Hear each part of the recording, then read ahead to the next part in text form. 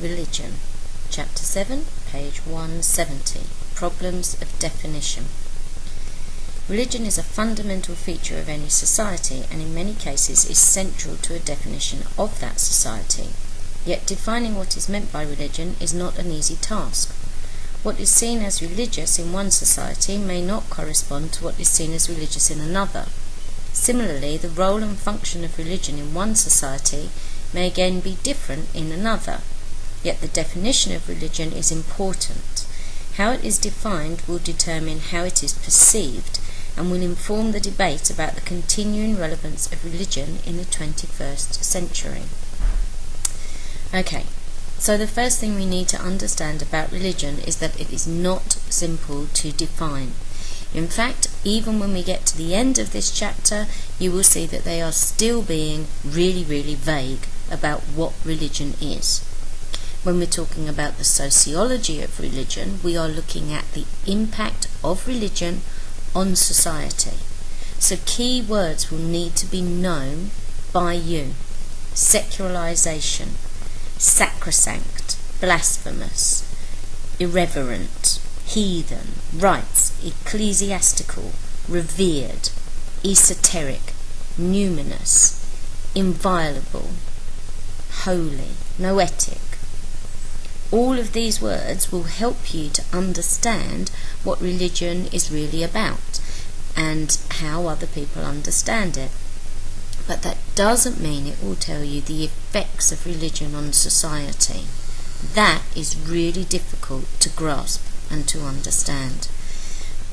So let's look at some of the definitions that there have been. For Durkheim, what is religious in a society is what is regarded as sacred, as distinct from those aspects of a society that are seen as profane. Okay, now you need to know what sacred and profane mean. Sacred is really anything that holds religious importance, but to an extent it doesn't even have to be religious. If it is really important to a person and it has special meaning to them, it can be anything. So sacred becomes difficult, but in this context, from Durkheim, we are talking about the religiousness of something.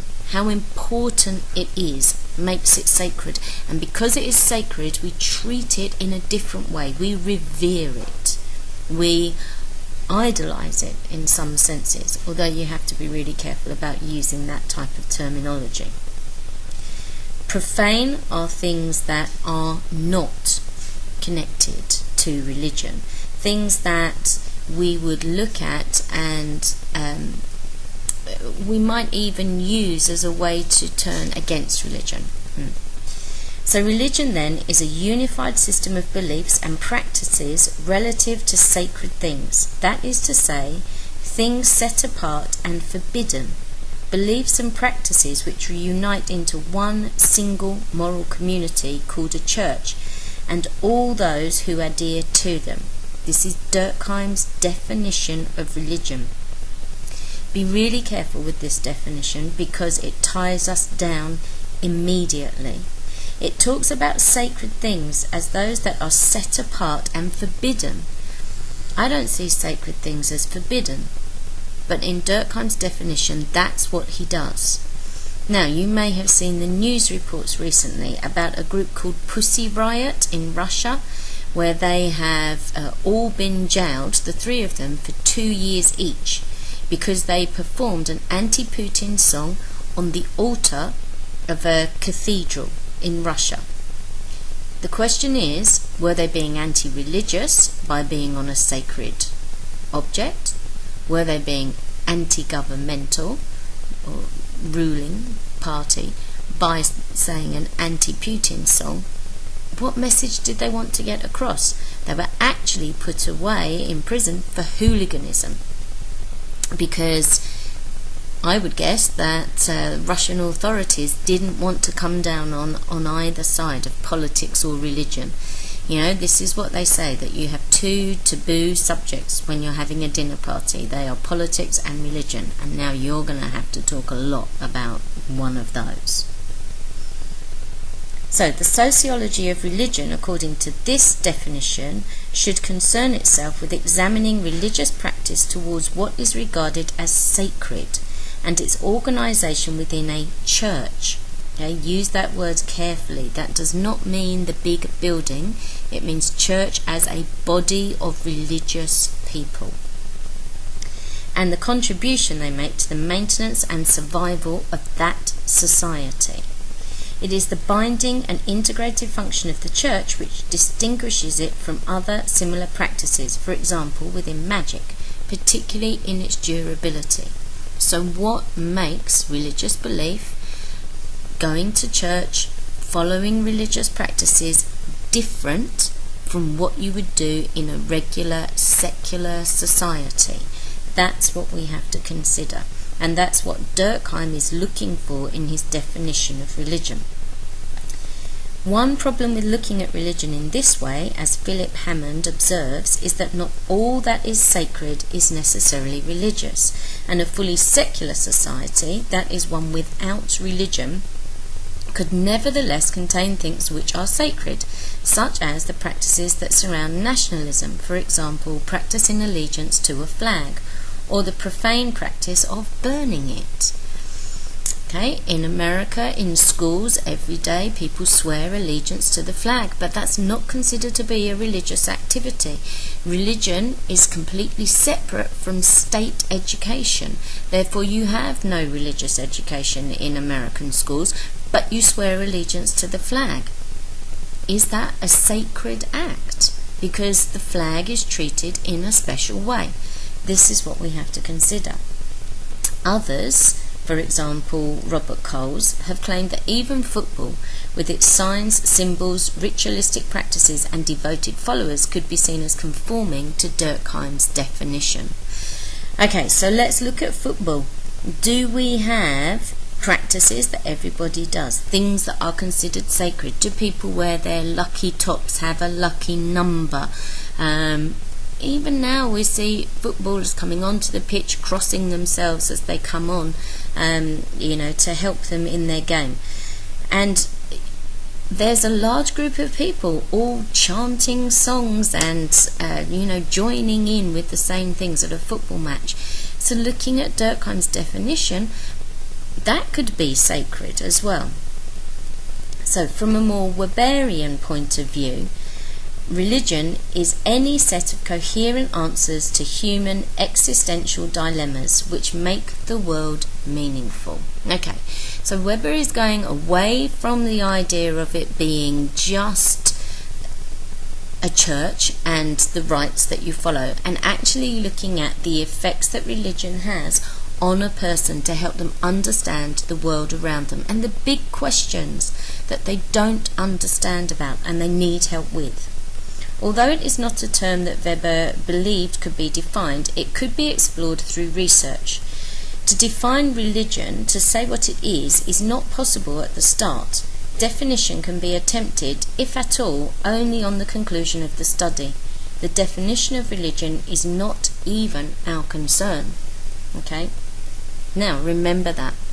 If you're writing an essay and they ask you to define religion, Weber says you can't. You can't define it. So you could use him to help you in a lot of ways to avoid answering too much on the question. But he does say at the end of your study you should come to some sort of understanding of it. So we'll see.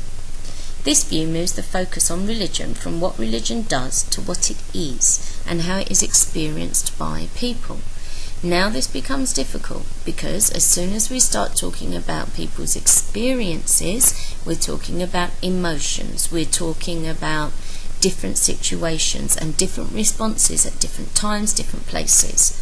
So again, it's difficult to be able to put together a table that shows those differences. Writing from a phenomenological perspective, Peter Berger defines religion as the human enterprise by which the sacred cosmos is established. By sacred is meant here a quality of mysterious and awesome power, other than man and yet related to him, which is believed to reside in certain objects of experience. Now we're moving into this idea of the awesome power.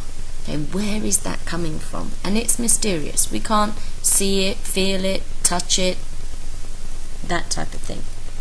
This view of religion, however, is all-inclusive, as all humans face existential dilemmas to which they seek to find answers.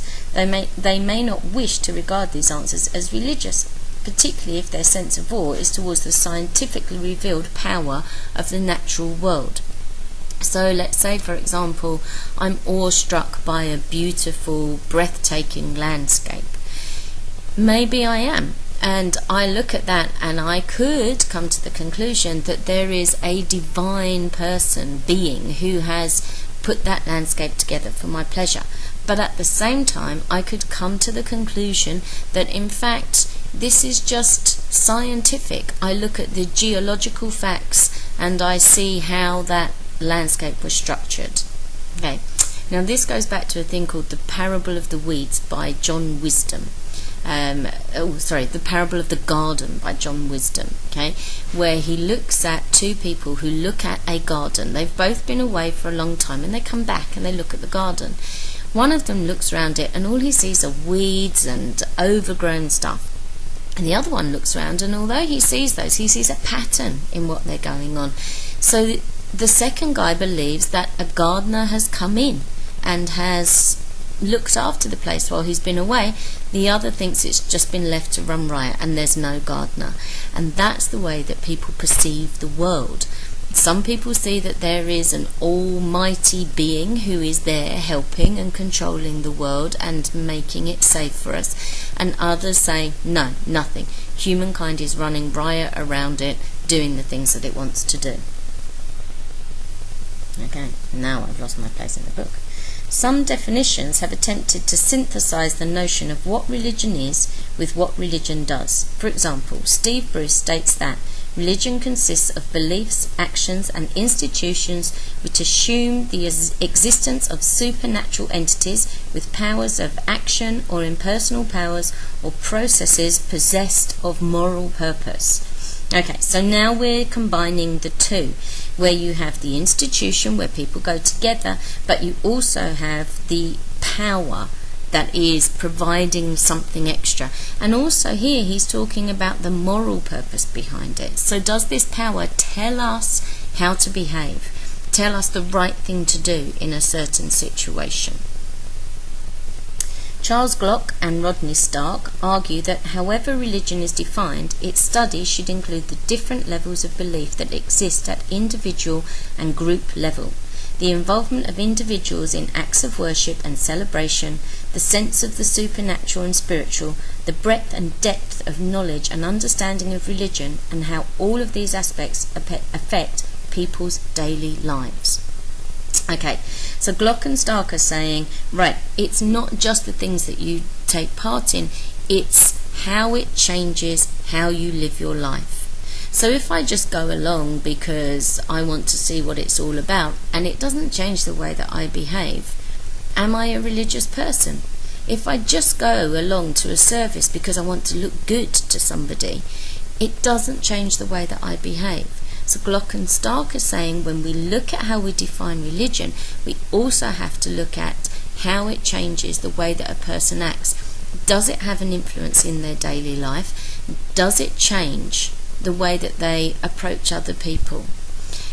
And ultimately we need to consider, if I'm just a humanist, and I have no religious input in my life, can I still be a good person? Can I still be moral? Can I treat people in a good and decent way? And of course the answer has to be yes.